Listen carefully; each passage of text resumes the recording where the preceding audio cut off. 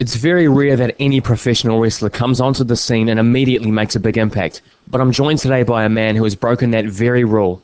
Ever since joining the SmackDown roster, he has gone from strength to strength and is now just days away from a World Heavyweight Championship shot at the Royal Rumble. He is Ken Kennedy. Dion. Hey Ken, how you going? Excellent, how are you? Good, good. Well, congratulations on your great match with The Undertaker at Armageddon. What's it like working with a legend like Taker? Words really can't describe it. Just the fact that I'm still a fan, and I'm still a fan of this business first and foremost. And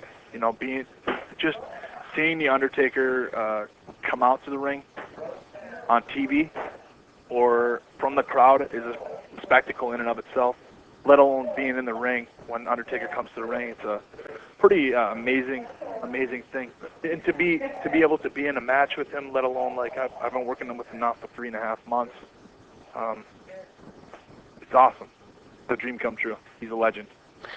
Do you learn more by actually being in the ring with someone like him as opposed to any of the training or advice? I think that this is true, that you don't get better by working people who are at your level or beneath you. You get better by working with people who are better than you or have been around longer than you. And he's a guy who could do this in his sleep. And the problem is that he doesn't do it in his sleep. He puts 100% effort into it. And when you got somebody that's that talented, putting forth all their effort, you get great things. You must be happy with how over Mr. Kennedy has become yourself, though. Yeah, and relatively quickly, I was for the first 3 months, things were going very well, and then I got injured for 6 months, and now it seems to be back on track again. But over or not, if I hear people cheering or if I hear people booing from the crowd, to me, it's people are making noise, and that's all I want to hear. I don't want to hear people, sitting on their seats, sitting on their hands. Why do you think it is that fans have reacted so well to you? I don't know. I guess I really don't know. It's just me out there being me, I guess. And I'm not playing a character. I'm not. I've always heard that the best gimmicks are those that are near and dear to your heart. Austin used to say that when he went out to the ring, it was just him with the volume turned up, and I feel the same way about me and about Mr. Kennedy at the end of the day. So there's some people out there who can relate to that a little bit.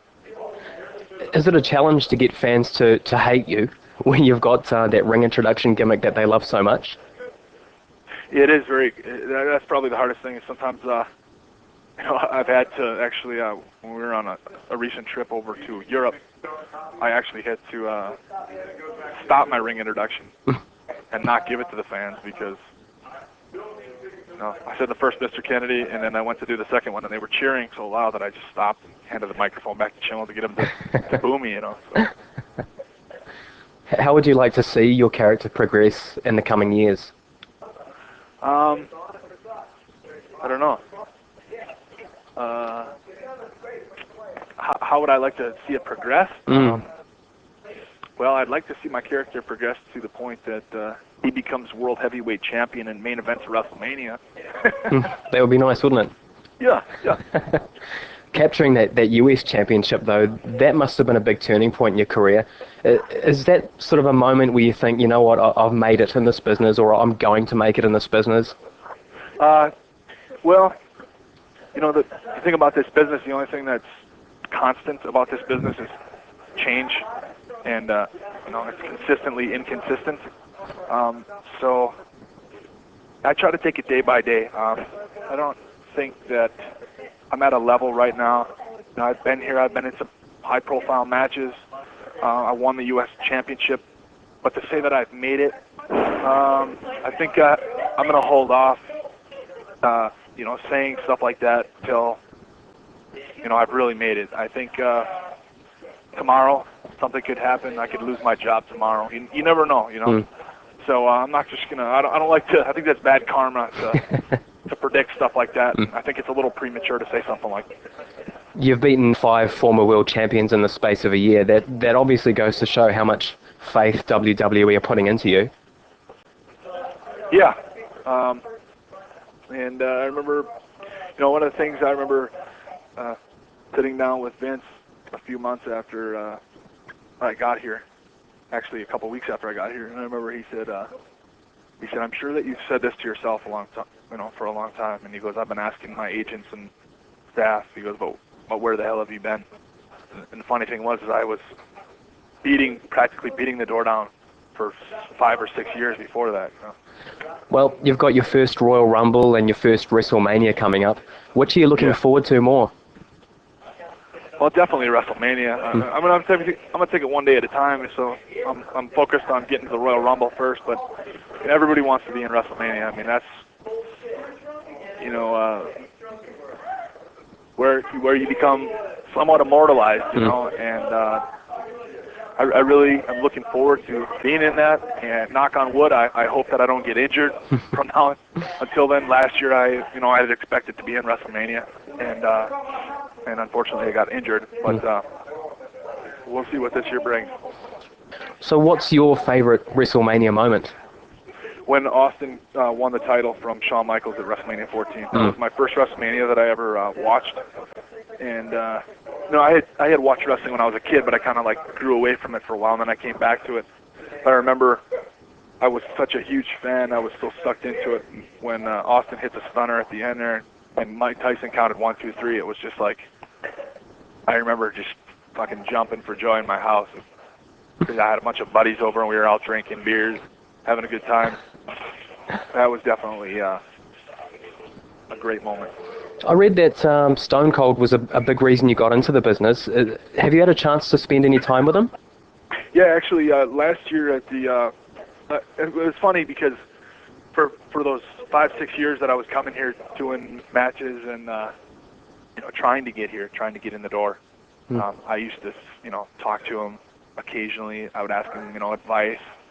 I remember the first time I ever came here, because he is probably the biggest influence that I've had in my career, the guy that I looked up to the most, the person that made me want to be in this business. And the first time that I ever came to the WWE to do a tryout match, I was in catering and I was standing in the line behind him, and I remember just internally I was going crazy. I was like, this is my idol standing right here in front of me, and I kept that to myself. I was very professional. I didn't say anything about it, but a couple of years, fast forward to last year at the Raw Homecoming when Raw switched from Spike back to USA Network here in the States, I got an opportunity to talk to him, and I told him, I said, I pulled him off to the side and I said, hey man, I just want you to know that, you've been a huge inspiration to me, and you're the reason why I'm in this business. I'm sure he's heard that from a lot of people, but I hope that he knows just how important that was to me. It was funny, last year at WrestleMania, I have a dog, and I named him Austin. And I had him at WrestleMania last year, and I was talking to Steve, my girlfriend and my dog. We're standing there talking to Steve. And Tommy Dreamer came up from behind Steve, and he whispered into his ear, ask him what his dog's name is. And so he's like, what's your dog's name? I said, Austin. He goes, that's as good a name as any, I guess. So, kind of a tribute to him. How's your lat? Does it give you any trouble? Still, every once in a while it still gives me it's tight. I have to really warm it up. But I don't have any problems. I'm strong as I ever was. It doesn't bother me in the ring. I never feel any pain from it or anything like that. I don't feel like I have to protect it or baby it when I'm in the ring at all. The doctor who put me back together did a real good job. How's Joey Mercury? He's doing well. He's, I saw him today. He's actually walking around here today, and he's in pretty good spirits. His face is really messed up. He's really black and blue. His eyes are just slits, and he's got, a huge scar on his nose and one underneath his eye, some stitches. But his nose looks straight, and it looks like he's not going to need any plastic surgery or anything like that. We'll see how that goes, but sad thing to see a guy who just came back from being gone for a couple months, and came back, and his first couple weeks back he gets an injury like that, and hopefully it's not going to take him a couple months to recover from it. Hopefully it's just a couple weeks before that. Is something like that a bit of a wake-up call as to how dangerous the sport can be, or is that something that's always on your mind?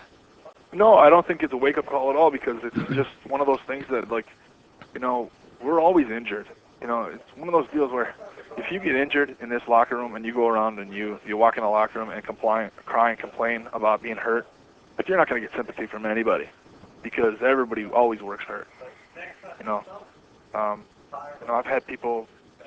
I've worked with people who have had broken ribs and still went out and had 30-minute matches, still did everything, you know, didn't, just worked their butts off, and we did that 8 days in a row. We had, matches, ribs were broken.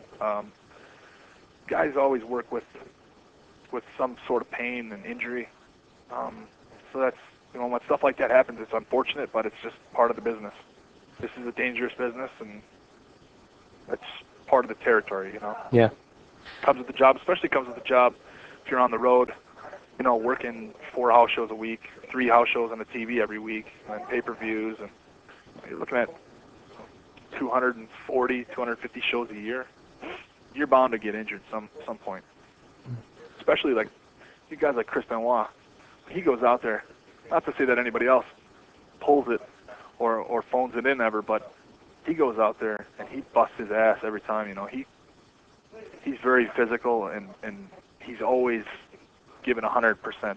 WWE are holding tryouts for New Zealand wrestlers when you come over for the SmackDown tour. As someone who's gone through that process yourself, what advice can you offer those guys? My advice is to do something different than what everybody else is doing, something to stand out. I've been to a lot of these tryouts. When we've been on the road, we were in Canada a few months ago, and they had tryouts, and everybody there just kind of looked the same, did the same thing. I think, if these guys get in the ring, they need to bring it. Like, they need to go full tilt when they get in the ring and work with somebody, and not be hesitant. And they really, I think a lot of these guys are very comfortable when they're at independent shows and they're out on their own with their own people. And then when they come here, they're very intimidated. It is a very intimidating environment. You're in front of all these guys, and guys that are on TV, and guys that basically, hold, we're where they want to be. And it's very intimidating, and I think that guys have to at least pretend and act like they're not intimidated by it. Well, Ken, it's been an absolute pleasure talking to you. Have a great Christmas and New Year, and we'll see you down here in February. All right, man. The pleasure was all yours.